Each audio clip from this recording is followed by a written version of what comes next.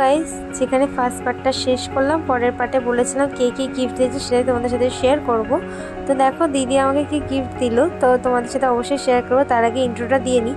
তো hello everyone, welcome back to our channel. আমি সঞ্চিতা, তোমাদের চেমিস বেঙ্গলি ব্লগস। আশা করছি তোমরা খুব ভালো আছো, আমি ভীষণ ভালো আছি। এটা ছিল হচ্ছে আমার বার্থডে সেকেন্ড ব্লগ যাচ্ছে, এটা সেকেন্ড পার্টও বলতে পারো। তো এটা বলো তো কি গেস করো সবাই যে দিদি আমাকে কি দিতে পারে। তো আমি প্রথমে আর কি ভেবেছিলাম হয়তো আমার সাথে প্র্যাঙ্ক করছে কিছু, কিন্তু না, ওটার উপর বাটি দিয়েছিল ভীষণ সুন্দর। আর গিফট পেতে কার না ভালো লাগে, তো আমারও তেমনই ভীষণ ভালো লেগেছে দিদি এই গিফটটা দিয়েছে। আর তার আগে এই চোখ মুখের অবস্থা খারাপ, কারণ যাইবো এত পরিমাণে কেক মাখিয়েছিল, মানে চুলের মধ্যেও ক্রিম লেগেছিল, এরকম ব্যাপার হয়েছিল। আর তখন রাত 1টা বাজে, তখন আমরা এইরকম করছিলাম।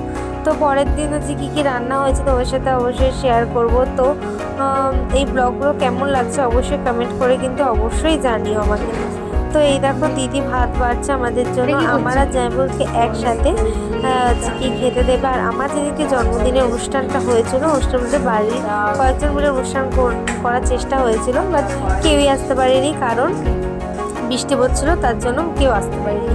এটা একটা ব্যাপার হয়েছিল। আর আমার জন্মদিনের একটা ব্যাপার আছে, আমার জন্মদিন, তারপরের দিন বিশ্বকর্মা পুজো, তারপরের দিন হচ্ছে আমাদের শ্রী ঠাকুর গোকুলচন্দ্রের জন্মদিন পরে। এর জন্য আমার পাক্কা 1 সপ্তাহ ধরে আমার নিরামিষ খেতে হতেই পারে আমাদের। তো তারপরে আমাদের এই দেখো আমাকে এই দেখো করকর ভাজা দিয়েছে, অবশ্যই গুনে গুনে বলো। আর এখানে হচ্ছে কি চকলেট মকলেট দিয়েছে।